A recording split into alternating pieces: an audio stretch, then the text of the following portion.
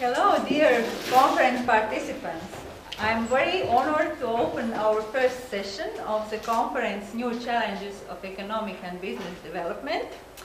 And this year we have particular focus on society, innovations, and collaborative economy. And our first session will be already some introduction to collaboration in research writing, because after previous conference we received suggestions that such session for developing scientific writing skills could be included in conference program. So this is especially for you and all of us. And let me give word to Professor Trond Grandøy from Agder University, Norway, to introduce this scholarly publishing experience. Welcome. Okay, thank you very much. It's an honor to be here. And I will share this 1-hour talk, with also my colleague, Professor Schnell. And he will welcome, and he will also take a more junior faculty. Now he's not that junior, he's an associate at our university, but a more junior perspective on this issue of publishing.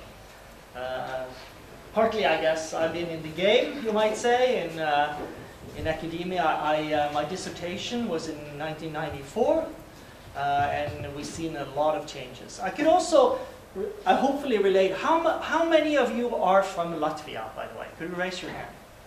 Okay. How many other Baltic countries represented?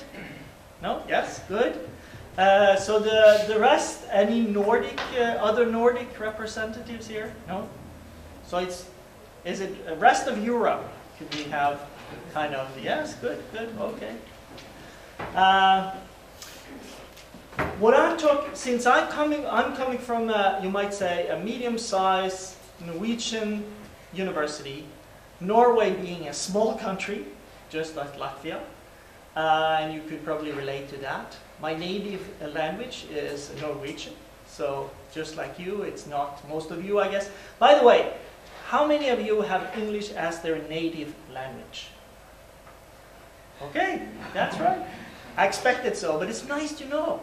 And I can identify with that challenge because most of the outlets, or basically all the outlets in business administration and economics, you need to use English language. And you not only need to use English, but you need to use English in a way which is equivalent, at the same quality as native speakers. You might not like it, but that's the game. You have to face that. So what I will talk about, my own experience is that through the last 20 years I've published in various areas. I've never really made up my mind what kind of professor I am. Okay, welcome. We just started. My official title is, oh wow. I know it's a little bit un-academic to start on the hour. We're supposed to start 15 past, so I guess you are excused. So basically, what I like to talk to you about is some of my personal reflections and personal experience that hopefully can help you to be successful in publishing. And I've published in various areas within business.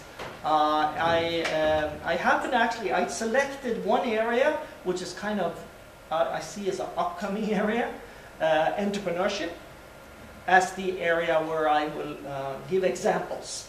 And doesn't mean I'm purely entrepreneurship scholar. I do some publications in that area.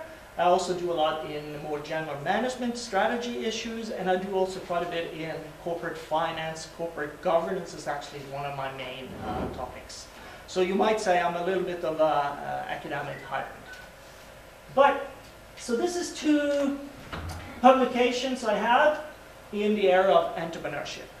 And this, you might say, these are 2 of the top journals I don't know about them if you disagree or agree, but it's clearly, in most rankings, they're considered the top 2 journals in entrepreneurship. And that's called Journal of Business Venturing and Entrepreneurship Theory and Practice. And I published with this 10 years ago, no, more than that, no, 2003, and I published here a year ago. Okay? So at least I have some first-hand experience of how to publish there. I must admit I've not published any more publications in these 2 journals, so which I would love to, but I have not. But I've also reached the same kind of level of academic publications with journals like Journal of International Business Studies, Journal of World Business, and Journal of Business and Finance, Journal of Finance, no, not Journal of Finance, I should have had that one, but Journal of Banking and Finance. Okay, so this is a little bit about the background. Now, to give you some advice, by the way, how many of you have published in a blind review journal already? So you have a publication. Okay, so maybe 1/3, a blind review. If you say English, in an English-based journal. So let's say 1/3 or something. Okay? Okay, so hopefully that will, so to most of you this is kind of a new thing. Okay? Or at least maybe you've been starting to, you have tried to publish, but of course it's a challenge to be published in good journals, so you have maybe been rejected or you're still working on getting accepted. Now the first issue I'd like to highlight is the fact of where do you publish? You might say it's a strange area, strange question, but to me it's critically important. You are competing with academics all over the world, and within the study area you have, you can target different, you can have different angles to that. I've been working on some issues with microfinance. That's banking for poor people in emerging economies. Where should we publish that? It's not a separate discipline. And many of you have research problems that do not necessarily fit into one specific discipline. So it could be in multiple disciplines. So what I think the first step is be strategic. Think, where can I have a contribution? Where do I provide a new angle to it? So I can use also the example of microfinance. Most of the literature in microfinance, before I started and one of my PhD students started to work on this area and publish in business and econ journals, most of it were rather general econ journals, and secondly, it was in more anthropology and other non-business subjects. So what we did is to take this subject into the business literature, because microfinance banks are businesses.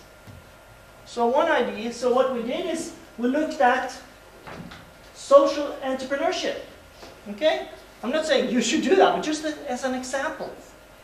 Instead of just looking at entrepreneurship, we looked at social entrepreneurship.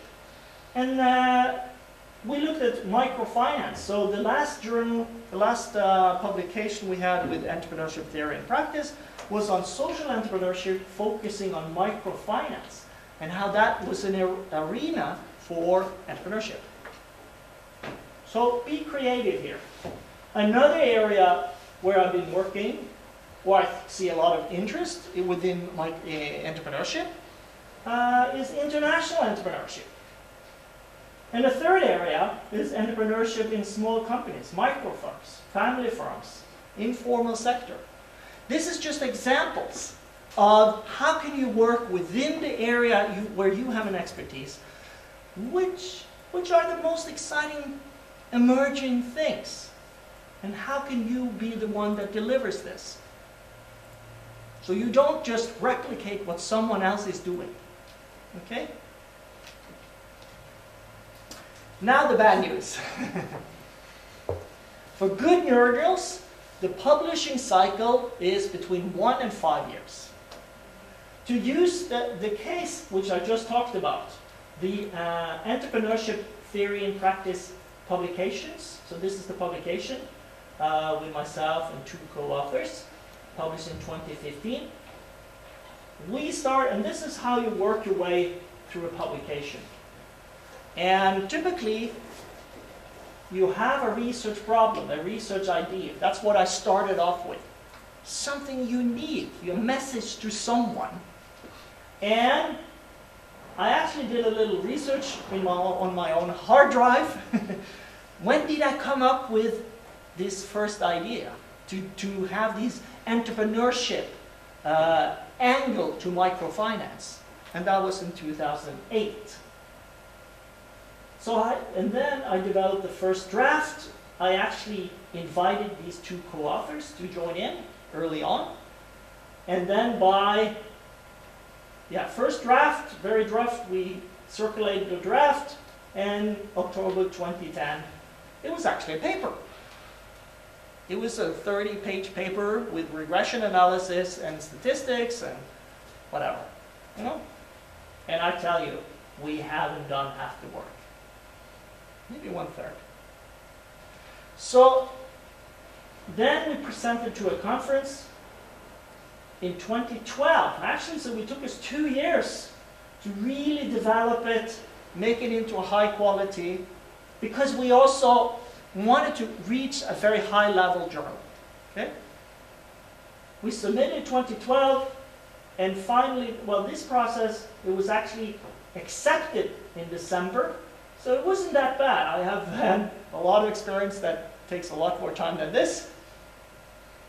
I would say, I could also give a comment. Typically with high-end journals, if you get accepted, I know 95% of the submission are rejected for high-level journals. But they tend to have a faster process. More brutal, they throw you out more easily, but they tend to be faster. So you might say the extra time we used to work on the paper up here, we did, you might say, save some time here. Okay. And of course, in between the submission, initial submission, and the acceptance, there was actually 2 rounds of resubmissions. Okay. I've never heard about a paper submitted to a good journal being accepted right away.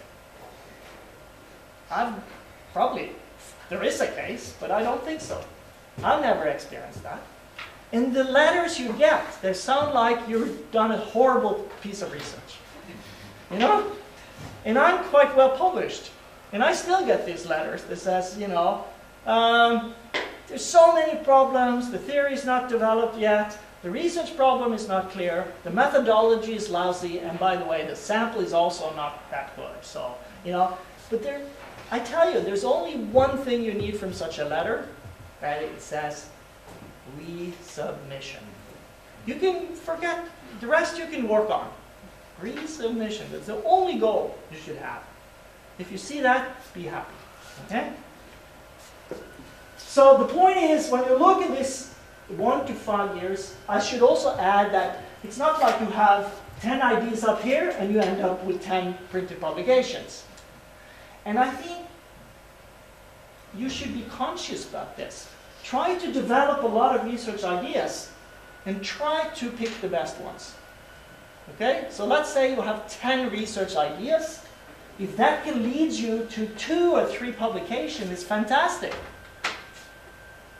And also, during the way, if you get a lot of negative feedback, it doesn't really get accepted, at some point in time you say, it's enough, I don't think I should pursue that route. So don't try to focus on a dead horse, you might say, don't try to ride that. Go on the ones where you get some interest. And then the main point is to diversify, to have more than 1 publication in the pipeline. So at least 2. If you can manage 3 or 4, it would be even better. Okay, this is a top-tier journals in entrepreneurship. There's tons of different rankings. I'm just giving you one example to see a hierarchy And this was just taken from John Carroll University classification, sorry. They make it into a level 1, level 2, level 3. Maybe one of the most used one and most prestigious one is the Association of Business Schools, ABS list from the UK. We use that quite a lot in my school. But you could, there's different rankings there. But again, now, maybe since I presented to you 2 top-level journals, you think I never published anywhere below. But I do, and particularly with my PhD students. Because I see, for them, it's such a tough game. And if they get into a journal, which still, let's say this level, medium level, or it could, some even cases, be at this level, it provides them with exposure and experience.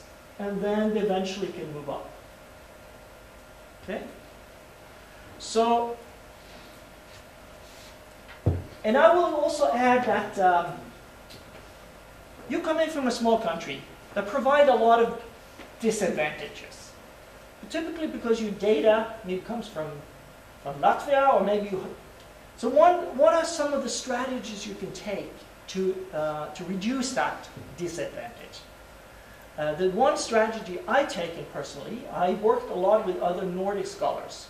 So most of my publications are Norway, Sweden, or Norway, Sweden, Finland, or something, so that we use data from multiple countries.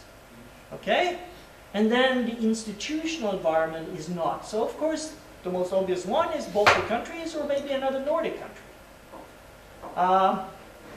The other one, which is even better, is if you have a situation in this country which is unique.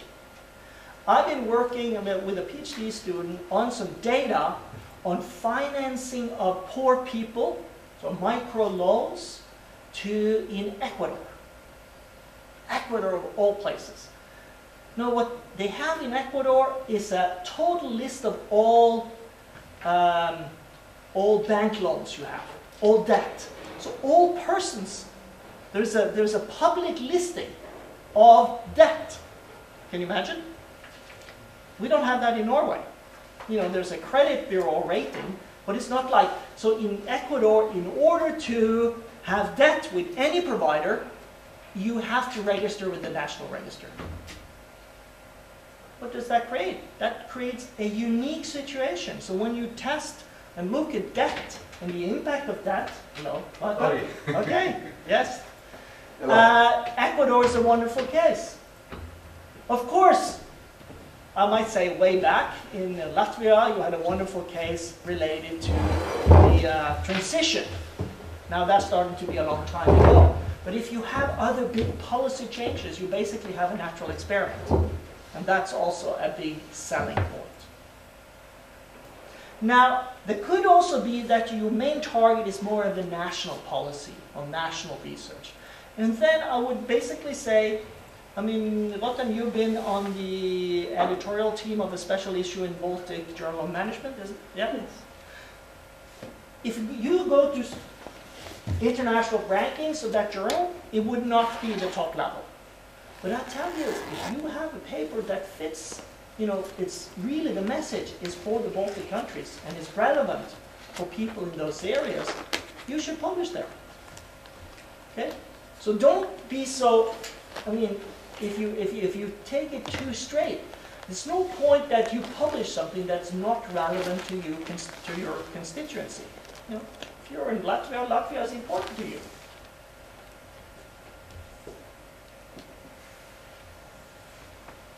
So what does it take to be successful in scholarly publishing? Now, most of you, if you're taking a PhD or you're research active, the people that do that are typically the smart students. Okay? But the problem is, when you're a smart student, what we do to become, or to measure it as a smart student, is to be given a certain task. And we solve that task on an exam, better than anyone else. The problem is, when you are a researcher, the task is not given. The task, you have to come up with a research problem. So you have to in a way, start off again. So what I say, this is some of the skills that you're needed. So prerequisites to scholarly contribution. First, creativity. Identify interesting research problems. The next step is theoretical understanding. You know, this is basically what a PhD program is about. This is what you work on. It's theoretical understanding and it's methodological training. Okay? This is something that typically we don't focus so much in PhD education. But this is where, if you have an industry background, I see some variation in age here. Use that as an advantage. You have other experiences in life, just like my PhD student who spent 10 years managing a microfinance institution in South America. There was such an incredible amount of hands-on experience. Of course, you need to put that in a context of theory, but that created a lot of unresolved problems. There was many questions. You wonder, why did this happen? Why did this institution become more successful than another institution?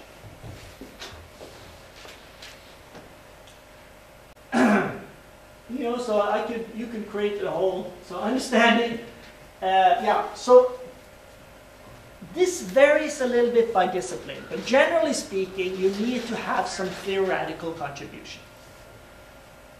Within management, entrepreneurship, you typically have a great focus on this. If you're in finance and accounting, you typically have less of that. You know, it's rigorous testing would be more accepted. However, they would also add, like, you know, theory addition would be a big plus. Positioning in relation to existing theory.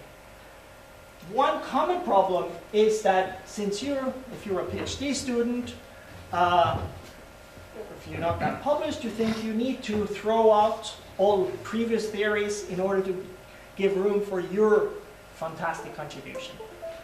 Which is, of course, not true. I mean, most cases, what we do in social science is to add a little bit of truth to the whole aggregate of our knowledge. So you don't have to be, you could say, my contribution is this. And it doesn't necessarily be big, but it might be big to the ones that it concerns. Microfinance again, we looked at founders, the impact of founders in these microfinance institutions. Of course, to the ones that found these companies and to support the founders, this is important. I'm not saying it's the biggest issue in business administration. And of course, there's theoretical skills, testing theory, this is obvious, but again, if you only spend your time developing your skills here, you're still short. You can be, I've seen super sophisticated tests, and it has a lousy research problem, and there isn't really a strong link to theory. So the point is, in order to be successful in publishing, you need, it's not like a very good methodology will make up for all the rest. You need to be good in all areas. So what's the strategy then? You cannot be the supermaster of all areas. Typically, well, you have a supervisor, or maybe multiple supervisors that can help you. If you're already a professor, of course, what you should do is to team up with other people. That's what I do all the time. I have not had a single author publication in 10 years. I don't care. I don't want to. I work with people that hopefully are cleverer than myself in some areas. So I come up with maybe this one, and let someone else do this one. I also acknowledge, as a non-native English speaker, that I would never be the perfect linguist with these papers. I have a project now, well actually we just published with that team. It's a Swedish guy, professor, and a British guy. And I tell you, even with this British person, this associate professor, we need to work on the language side. He cannot take care of that. I'm checking his, I'm improving his English. It's strange, but, and we have a professional proofreader to go through it afterwards. Honestly, because we all make mistakes. We do not try to be come up to that level. And again, it's no excuse to say I'm not a native English speaker. That's not in a good English-based journal. It should just be perfect. Now the last one is one that takes a lot of training to get, but it's super critical, and we commonly forget this, that the ability to respond to critique. So if I think about the publishing process, when you have a good first draft,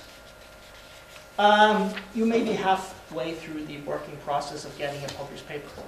And much of what you're going to spend time on is actually responding to the critique. And I could have done a separate lecture on this one, but basically, think about the people that are editors, that are reviewers. They spend their volunteer time doing it. Okay? So you give them applause. They try to see your publication become as good as it can be. Okay? They're your friend. Don't think about them as your enemy. Sounds stupid, but I mean, they're your best friend. And honestly, when I read some of my own papers, I read them a few years later, I say, wow, did I write that? Not that because I think I'm so fantastic, but because I think the reviewers, the editors, help me to be better than myself. Okay? Yes. And it's true. And that's what, so really, instead of trying to beat and argue with the reviewers, say, yes, you have a point. I try to learn from that. I really appreciate that.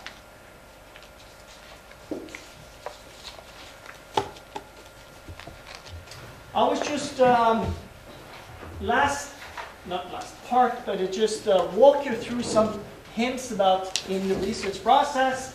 The journal content, it's a research problem. You have a motivation typically in an article. There is some positioning. There's some theory testing, the methodology, there's some results, and there's a conclusion.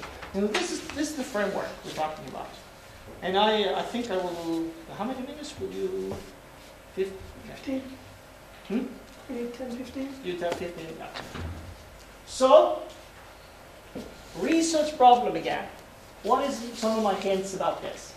The title we used in this Entrepreneurship Theory and Practice journal was the impact of entrepreneur CEOs on microfinance institutions. And here's another one, ownership structure, founding family leadership, and performance in Norwegian SMEs. This was the Journal of Business Venture. What characterized these titles? To me, the title is it's one of the most important parts of your journal. And and really work on that. And what I like about a title, if it combines, it really includes the research problem. And it's almost like you can see the main model. And the main model of the ETP paper was how the CEO founders, how do they impact firm performance? Okay?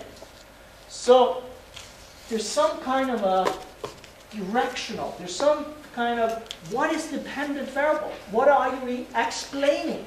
And what explains this is a key issue. And make sure the title is not too long.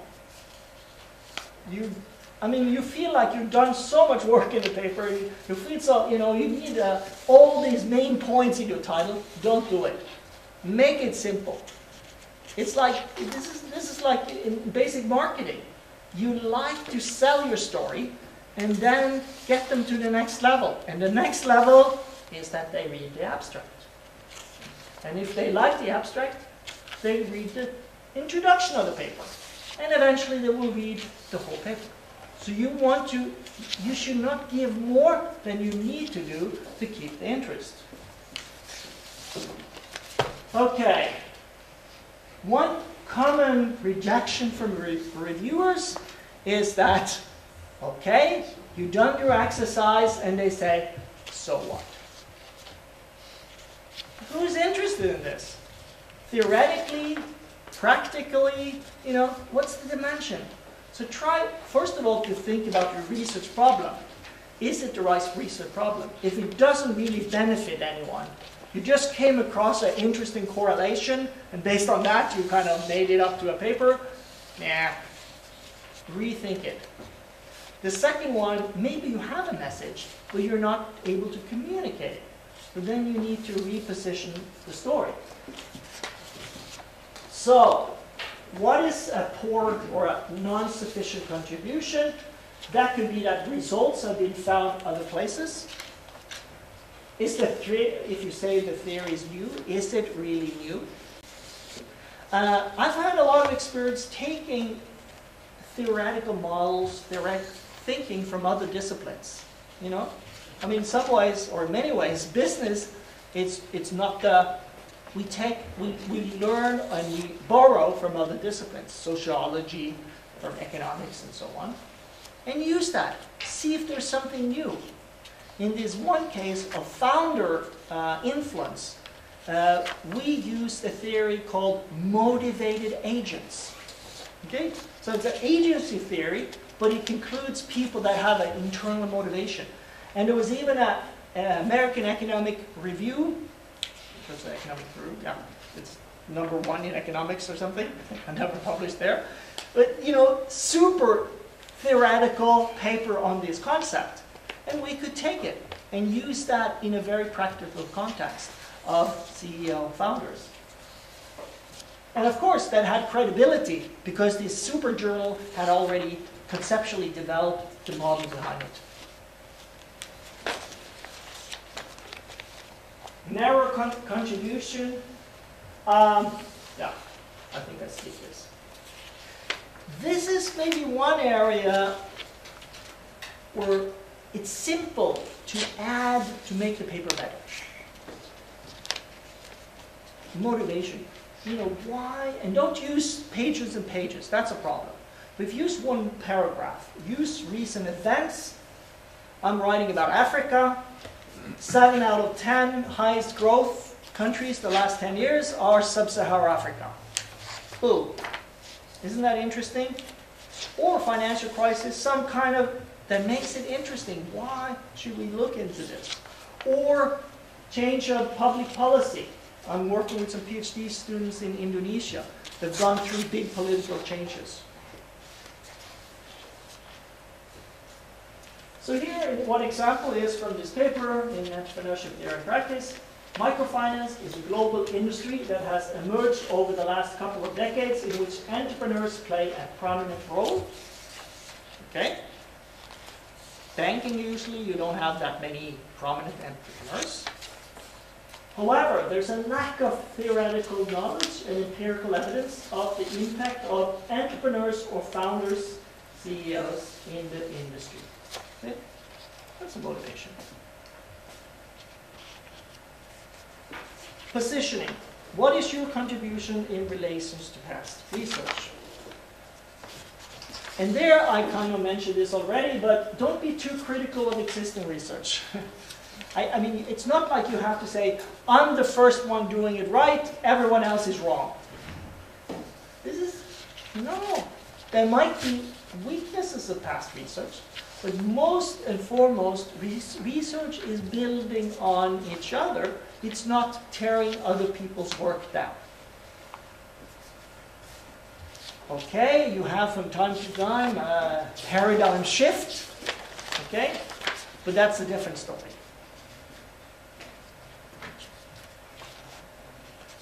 So focus on what I can say theoretical holds or admitted variables. Okay? We don't get the real picture because we don't consider, okay, let's say microfinance performance, what we indicated was actually the founders has been overlooked. Who is starting these companies? And there's been a lot of research, or quite some research, on microfinance banks' performance previously, but they had not considered the impact of who the founders were, or how they behave.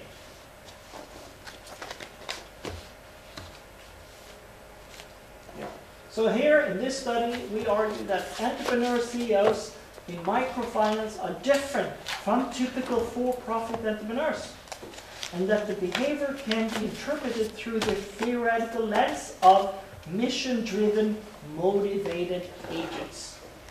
Okay? Remember I told you over about this big theory being developed on this issue, and we could use that. So,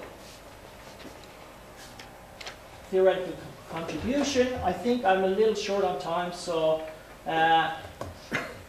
yes. So main contribution, I said all papers need to provide a theoretical contribution, but the grand theory of everything, which I already mentioned, is not necessary. But highlight the main 1, 2, 3 points that you have. And what also I see a lot of people struggle with is the clear linkage between theory and hypothesis. Okay? So sometimes you read a story, a paper, and then suddenly pops out as, you like to see this, and I like to see it visible, like a model that can be seen. I mean, even if it's a very simple model, it's much easier to understand that. And particularly if you have, let's say, moderating in fact and so on, a visualization really helps you. Yes. Empirical contribution on that issue, provide documentation of what has been done, including references to sources. That's kind of obvious. But sometimes, you spend so much time doing some empirical research, and when you come down to writing, you might get a little bit sloppy. Sometimes I've been there. I haven't been consistent enough in reporting what has been done. So, okay, maybe rather the editor would say, okay, maybe this is too much details, but I don't think you'll get a rejection based on that. They will say maybe put some in the appendix, or, if they were getting impressed by the rigorousness of your work, I don't think that's a problem. You can always take out something. Try to be innovative, multiple measures of important variables. I remember I had one early in my career. It was really important. We came up of a different measure, and that measure really made the story much richer.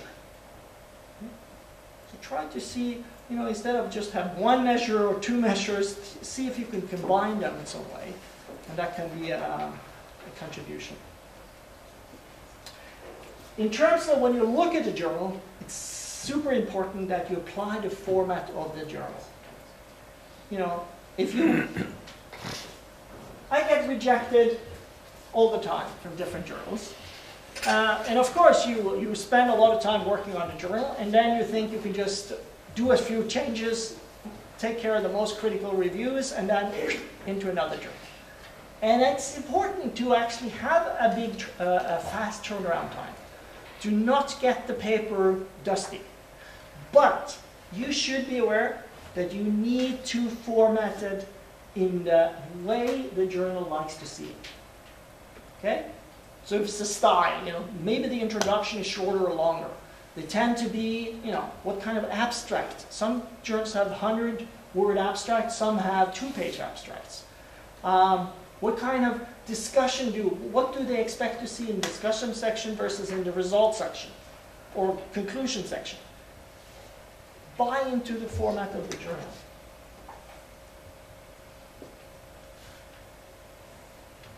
Okay? Yeah, I hope this should also be obvious, but discuss the results in relation to hypothesis. I mean, be stringent. I mean, one story throughout the paper. It's so, make sure, I mean, most people don't read a paper. I'm sorry, you spend a lot of time writing the paper, but I must you should know that most people that will use your paper and use your research will not read it from page 1 to page 35. They will spend maybe 20 minutes looking through it up, the main tables, the main conclusions. So whenever they go in, and I do the same thing, I don't have time to read. If someone has written a fantastic paper, maybe I read everything. But most of the time, I go, I dig in, and then I start to understand what's going on. So when you jump into the hypothesis result section, you don't have to go back and forth. You're able to go into different sections of the paper and still get a pretty good understanding. Doesn't mean you repeat everything, but you have such a consistent way of doing it that it's easy to jump in at different points in time. Which includes that you should do not use a lot of abbreviations. You know, there may be a few ones, but generally I don't like it because like I just did a paper on in the area of international business, and we use the term IB. But I tell you, most people do not, IB. What does that mean? Okay. And the most interesting people to me, this is an international business journal, and I like to get it published there. But I like to have people not in international business read it. You see? And they will be annoyed by seeing these inside terms. So 2 minutes, okay? Ready? Conclusion. Implication for management, public policy, etc. There is different tradition with different journals, how far you should go into this. But again, think through who is your audience, who do you want to communicate with. So here's one example. The results of this study have several major implications. They highlight how founder-led firms can exploit their low agency cost status to use their board and insiders for strategic purposes. For instance, these capabilities can be used to get access to critical resources without any downside risk of incurring agency costs. Okay, maybe it was hard to get the meaning there, but we try to put in theory what it means for what kind of firms is this important. Founder-led firms. Okay? Linking the theoretical concept to the main theory here. And it also shows that who is relevant for you, it's the boards and insiders, business insiders. Okay? And contribution to theory. Okay. Yes, so you typically also have a limitation section. I don't think I will go into that. And there is a need for further research, which you should not overdo. I think this is a tendency, It's like you make it into a shopping list, and maybe a shopping list of all the things you like to do, which you were not able to do for some reason in your own paper. Hold back a little bit, okay? Because one, if there was all these interesting issues and you didn't do it, the reviewers and the editors would say, why didn't you do that? And the other one is, yes, it should be linked to what you have done, not to an infinite number of potential research problems. Okay? I hope I did exhaust you a little bit, but mostly I hope I motivated you to see that's clearly doable to publish, and it's also doable to publish in what we consider high-level journals based on a small country experience. So maybe my colleague Dr. Schnell could continue. And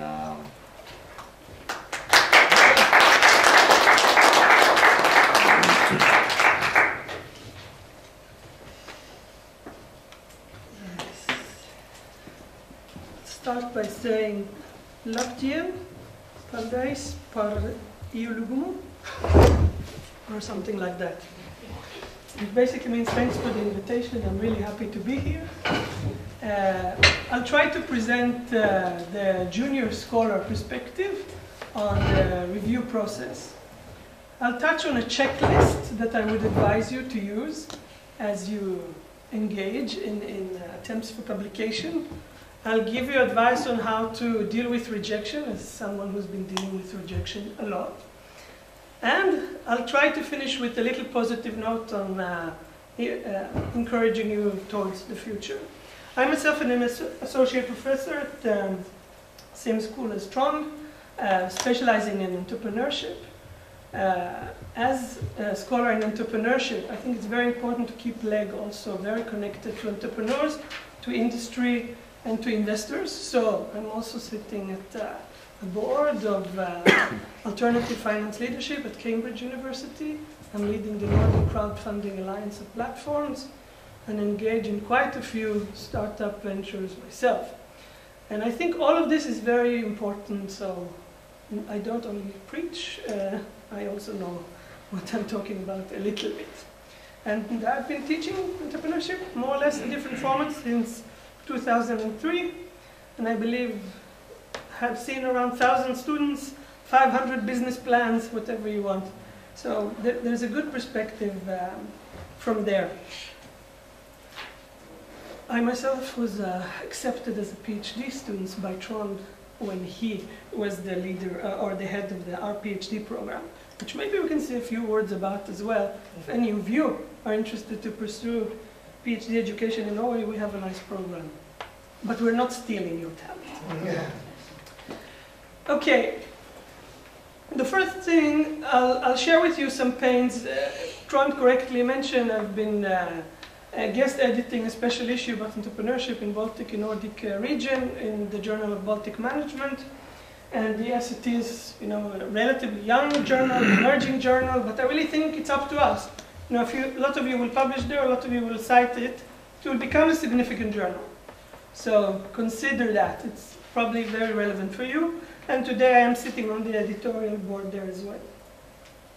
So my first recommendation to you is writing style. Before whatever else you consider, write about, or thematically focus, the most important that this will be readable. You must understand, review process to a large extent is a psychological process of anger management. I got this task, I'm not really eager to do it, here's another paper. I mean, let's be honest about it, okay? It's voluntary. Some people do it with some passion, others do it because it's part of the process, but you need to make it as easy, as smooth, as pleasant as possible for the reviewer. So writing correctly and nicely and interestingly will set the mood of the reviewer. If I'm struggling to read the text from the first paragraph, I'm already annoyed as a reviewer or as an editor. But if it's running smoothly, I'm much more forgiving. I admit that. It's just, it's easier to identify what are the problems, what are the advantages. But when the language is so cumbersome, it's very difficult to pick up. The other issue is you should really have a quality check. Many people just send the paper knowing it will be rejected, expecting the journal to be some sort of a feedback mechanism. But send that paper to a friend, to a colleague, to someone you know, to someone in your network, to read it before you send it. Because in a way, a lot of these rejections are really on stupid things that someone that would have seen this paper could have, highlighted to you very early on. And you just don't see it because you've been working on it for weeks, you're blind completely to all the problems in the text, you're so consumed by it that you need an external eye to look. So do that extra effort, as annoying as it is, it's really highly recommended. And as you have this paper ready, do this checklist. Make sure that you have clear statements, 1-2 sentences, in all this body of text that clearly states the following point. What's your research question? Something with the question mark at the end. It's a question. Don't write long discussions about what this could be or couldn't be or assumed to be or you wish it would be. What's the question? If you can write it in one sentence, it really helps everyone involved. Then consider, my paper is theoretically anchored, meaning I'm doing a deductive study. Am I doing a theory development and then it's inductive? Or am I doing a theoretical unfolding? And that is correct for both. deductive, inductive, and abductive, this balance between theory and empirical evidence. Once you define that, it's really easy to evaluate your paper, whether you use the right methods, whether you follow the right approach or not. If I need to discover what was the methods or your approach at the end of the paper, you already lost me before. It's also about research design and methodology. Make a clear statement. What type of methods have you used? What are your findings?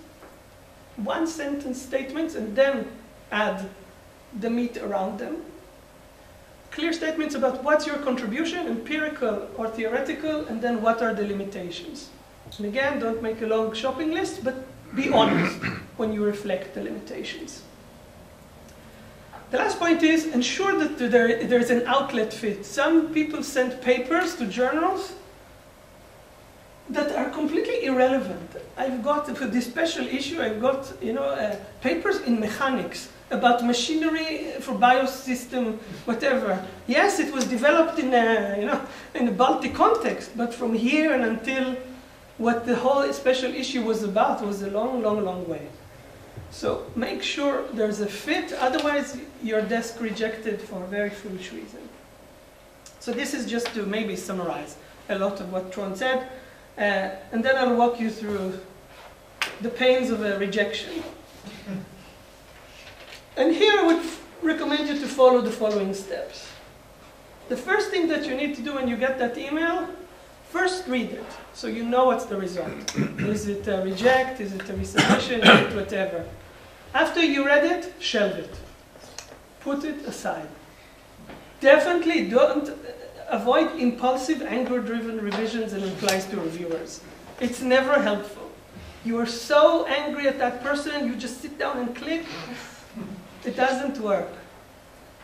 I would also say, feel the pain. It's okay to be disgruntled, angry, frustrated. It's natural. I mean, we've been working hard, and then all we get is this, harsh criticism.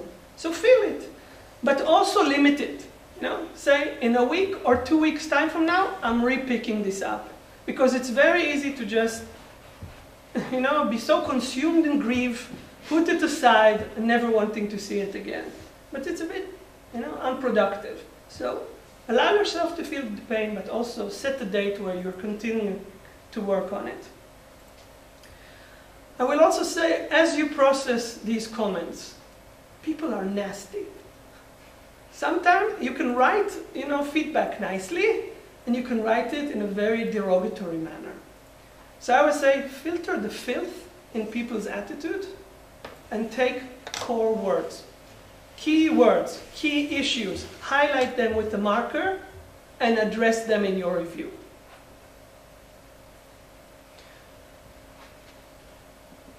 And as you work on the revision, really do your best. I mean, don't turn it into a session of how do I argue of why not to do it. That's the wrong approach, and you see it a lot of times. Instead, invest the same amount of energy into changing things instead of proving the reviewer wrong. It's a waste of time. At the same time, it's okay not to agree to everything a reviewer is saying, but you need to have a balance. I took some of this feedback and implemented it, and I didn't take some of the feedback for very good reasons, but I included it in limitations. That's a good approach. I take it into consideration, but it's a limitation. Now there's the issue of contradicting feedback. You have 2 or 3 reviewers, each one telling you to do something else. What do you do in this case? The basic intuition is, say what the editor says. Do what the editor says. He has the power, okay? Satisfy them first. If the editor does not have a position, take one of these stances and explain why you didn't do the other way. And even though you didn't do it, again, include it in limitations. That yes, I followed this path, but there's an alternative path that is relevant. When you have the revised version ready, send it to a colleague again before you resubmit it. Let them read through it and help you to see all these little things that you don't see, from spelling mistakes to very cumbersome or unclear statements and sentences. And at the end I would say try and try again. Identify the right outlet, reformat the paper, and resubmit it. And after a few rounds, and my experience as well is the cycles of 5 years, it will get published. So you have this plan that everything will have, okay, I will need some improvement, but in reality you're going through hell with every revision, and there's every obstacle along the way. But winners are not those who never fail, but those who never quit. So you definitely need to revise and resubmit, revise and resubmit, and filter all the anger management issues. And if there's no ups and downs in your life, you're dead. Okay? So expect the downs as much as you expect the ups.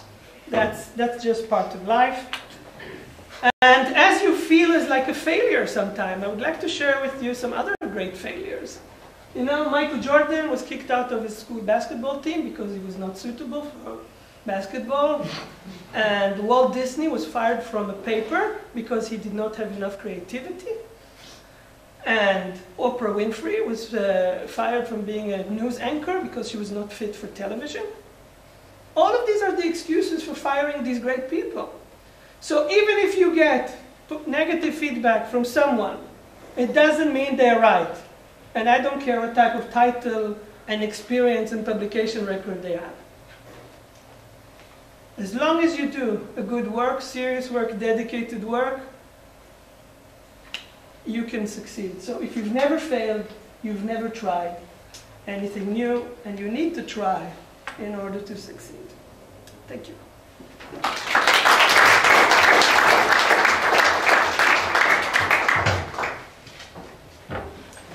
Thank you very much. I think it was very encouraging and very useful. Professor, sorry, I can't pronounce your name. Okay. Maybe you have also some words to say. Yes, of course. First of all, I want to thank you very much for inviting me. Okay. I have a lecture tomorrow in the conference. Can I use the internet here so I can... Unfortunately not, because internet is busy with streaming, video streaming of this event. The streaming. I cannot even use my computer to get connected, because I want to open the website of a couple of journals. So I want to work in live. No, okay. In that case, I have some out hands here before you leave, if you are interested. Okay, let me introduce myself first. When I was in your age years ago, 1993, if I remember well, I applied for a Chair Jean Monnet, European Union. Chair Jean Monnet means that you're getting some funds to finance your own research, teaching, whatever. So for the first time, in my application, I applied to launch a new journal. It was the first time in Brussels having an application with a target to, besides teaching, research and everything, to launch a new journal. So I launched this journal, European Research Studies, in 1998. It's a 19-year publication. So I get some funds for the first 3 years. And I financed this journal, and since then, the journal comes successfully in academia.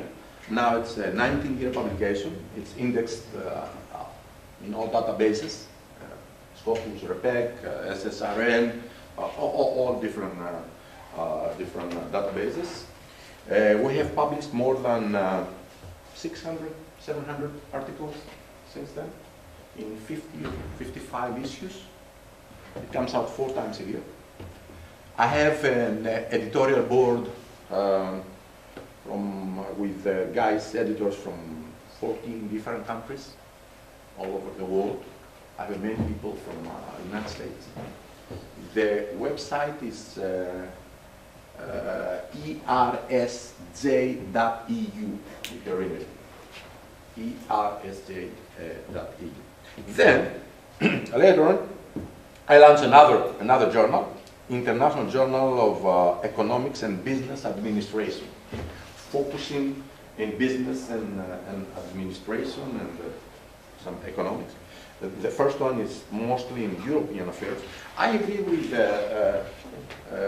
my colleagues here. Sorry for being late, my friend, because I went to the other building and I saw many people waiting there because the cardinal was visiting. So I said, well, it's a big event here. But unfortunately, they said, well, go to the other building. Okay, so I agree with you. I just want few things, two things.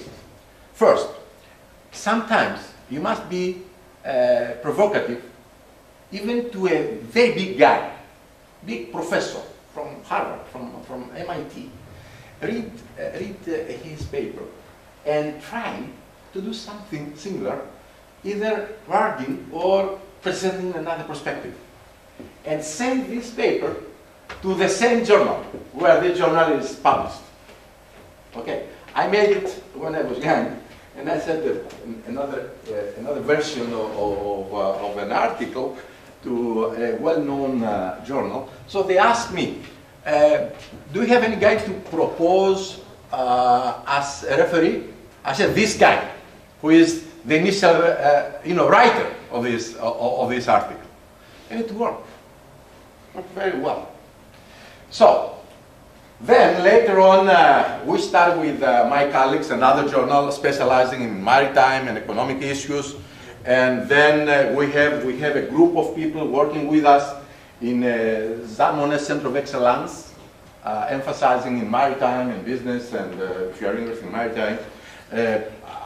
I didn't say that I'm from the University of Piraeus in Greece.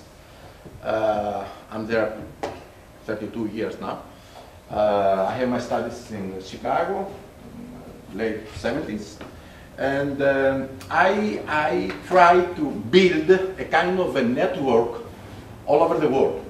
So, besides those journals, we also run an international conference, which is very important, and this is my second point I want to make.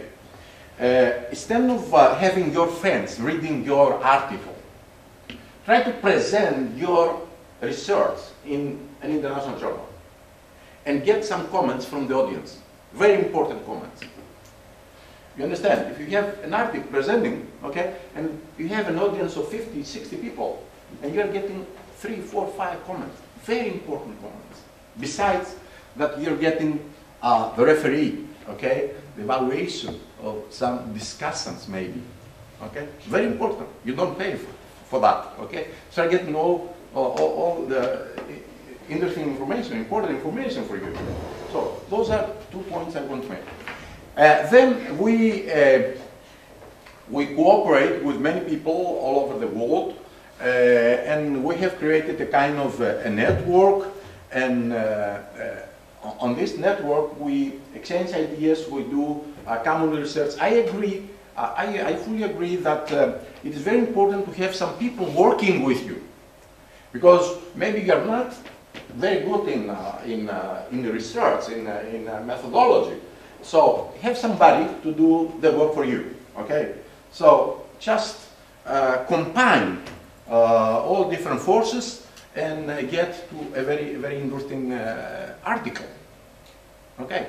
So when I ask my friend Ramona here if I can present the journals here, she said yes, of course. So for those who are interested, and I understand that you are all PhD students or young professors or researchers or whatever, try to get the best journal which fits well to your interest and to context, and as my colleagues described before. Also, don't be afraid to make reference to your own publication. I know many people trying to avoid reference in their own publication. It's very important to have your publication, you know, going around in different journals with your reference. Okay, and of course try to talk to other people with the same interest in order to get some citations. It's very important to get some citations in your journal. Even if you have a very good publication and nobody has, referred to it, it's nothing. Okay, it is there. So try to do some citations on your publications. And there are several indices, okay, so you can see and check all these citation indices. So try to improve yourself, your CV by adding activities, okay, collaborations, research, whatever. Even if you participate in a conference, and this conference has proceedings or has the ability to publish some selected articles, even in special issues or in selected journals. Make sure to have all this information in your CV and try to promote it. Okay? So if we don't have the Wi-Fi connection, I should give you more information on the journals, but at least I have something to take it with you. Have any questions? Is there any questions? Okay, thank you very much. Okay, thank you very much.